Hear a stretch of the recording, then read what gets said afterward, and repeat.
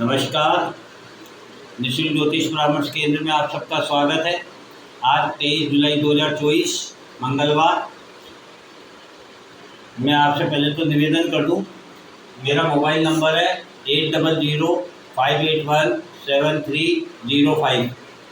जिस किसी को कोई समस्या हो तो आप व्हाट्सएप पर अपना जन्म दिनांक, जन्म समय, जन्म स्थान, अपना नाम और जो भी समस्या हो वह लिखकर भेज सकता है। समय आने पर आपको जवाब दे दिया जाएगा। और कोई निःशुल्क ज्योतिष सीखना चाहे तो वह आ सकता है, सीख सकता है, उसका स्वागत है। आज हम विचार करेंगे 11वें भाव की। लग्न से 11वां भाव, 11 नंबर राशि कुंभ राशि, इसका स्वामी शनि है। यह स्थिर स्वभाव का है। क्योंकि शनि को न्यायाधीश कहा गया है तो न्यायाधीश को स्थिर होकर के न्याय करना पड़ता है। शनि इमोशन से परे है, क्योंकि चंद्रमा इमोशंस का ग्रह है और शनि इमोशन से परे है। क्योंकि कोई भी न्यायाधीश यदि इमोशंस में बह करके अपनों और परायों में फर्क करके यदि न्याय करेगा तो वह न्याय नहीं कर पाएगा। इसीलिए शनि को लोग काल, दुख, समस्या, मृत्यु समान बता देते हैं। जबकि न्यायाधीश का कार्य केवल आपके कर्मों को धर्म के अनुसार करने को प्रेरित करता है और आपके कर्मों का फल आपको प्रदान करता है। अब ये 11वां घर जो है आपके 5वें घर के बिल्कुल सामने है। 5वां घर आपके आत्मा का है। आत्मा स्थिर है। आत्मा का ही वापस जन्म होता है। आपका ये शरीर इस जन्म में प्राप्त हुआ है, अगले जन्म में ये आत्मा किसी और शरीर में प्रवेश करेगी। अतः आत्मा अमर है। आत्मा को ही वापस आपके द्वारा किए गए कर्मों के द्वारा, जो आपके प्रारब्ध के कर्म हैं पूर्व जन्म के, या आपके जो संचित कर्म हैं वो आत्मा को भोगने होते हैं। आत्मा को भोगने के लिए इस जन्म में आना होता है। अतः ये आत्मा को बैलेंस करने का घर है, क्योंकि आत्मा के बिल्कुल सामने है। तो कुंभ किसे कहते हैं? अमृत कलश। तो शनि क्या कहते हैं? यदि आत्मा को अमृत पिलाना है, उसको अमृतमयी बनाना है, तो आपको चंद्रमा से, मन से, ये 8वां घर होता है। 8वें घर से हम क्या देखते हैं? जैसे हमारी पहले चर्चा हुई थी, अष्टम भाव, जो आपकी ऊर्जा है वो यहाँ आकर के शांत हो जाती है। ये अग्नि तत्व है और ये जल तत्व है। आपकी ऊर्जा जब जल में जाती है तो शांत हो जाती है।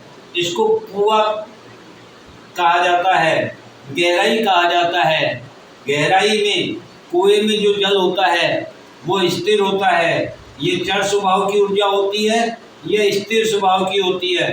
तो यहाँ पर आप जब जाते हैं 8वें घर से, जब हम देखते हैं तो क्या देखते हैं कि एकांत, शांत, शीतल, वहाँ जाकर के हमें विचार आता है कि मैंने आज तक अपने लिए क्या किया।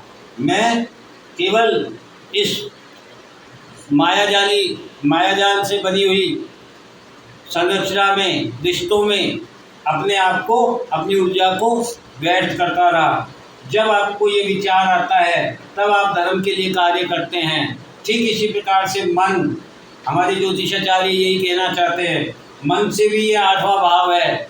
आप मन से अपने आप को ये देखें कि मैंने अपने लिए क्या कमाया और क्या खो दिया है।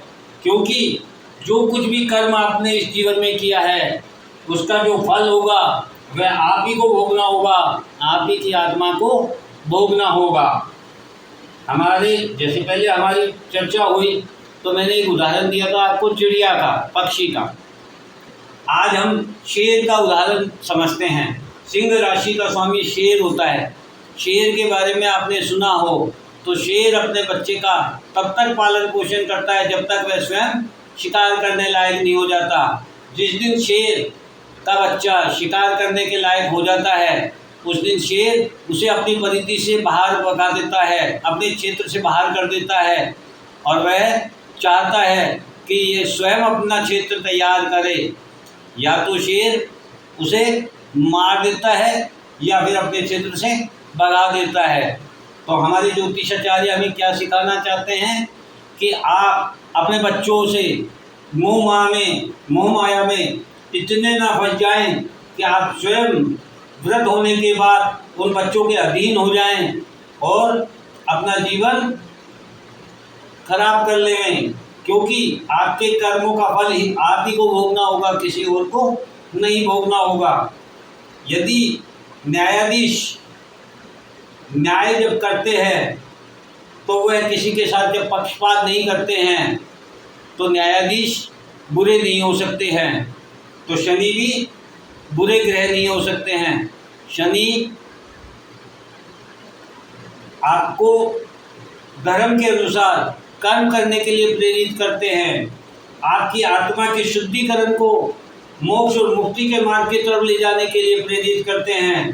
क्योंकि शनि के पहले घर से 10 नंबर जो घर है, इससे पहले वाला जो घर है ये गुरु का है, और शनि का जो दूसरा घर है इसके बाद वाला जो घर है ये भी गुरु का है।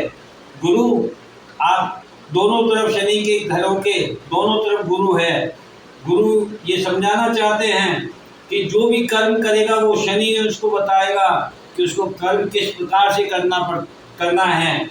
जैसे कि हमारे जीवन में जो न्याय बने हुए हैं, जो कानून बने हुए हैं, जो नियम बने हुए हैं, उन नियमों पर चलकर हमें अपने जीवन को जीना होता है, अन्यथा हमें दंड प्राप्त होता है।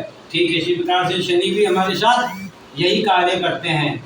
हम यदि कानून की पालना करते हुए, नियमों के तहत चलते हुए, जो हमारे ज्योतिषाचार्यों ने हमें समझाए हैं कि स्वयं के लिए, स्वयं की आत्मा के मोक्ष और मुक्ति के लिए जीना चाहिए, इस माया जाल से दूर रहना चाहिए। देने वाला बड़ा होता है, लेने वाला हमेशा छोटा होता है। तो इसी प्रकार से जब हमारा कर्म धर्म के अनुसार होगा तो हमें न्याय भी कैसा मिलेगा, अच्छा, हमारे फेवर का, हमारे पक्ष का, और हमें मोक्ष और मुक्ति का मार्ग प्राप्त होगा। तो मैं आपसे यही कहना चाहता हूँ कि ये हमारी 11 भाव पूरे हो गए। कल हम 12वें भाव की चर्चा करेंगे। उसके बाद अपना बचेगा 1 2 3, 12 1 2 3, अभी 4 भाव बाकी है। हमने चौथे भाव से शुरू किया था। तो चूँकि हमारी चर्चा समस्या और समाधान पर चल रही है, इसलिए हमने चौथे भाव से हमारी ये विचार विमर्श शुरू किया था। जब ये पूरा हो जाएगा उसके बाद अपन इसके बारे में विस्तार से जानकारी प्राप्त करेंगे। जय हिंद, जय भारत।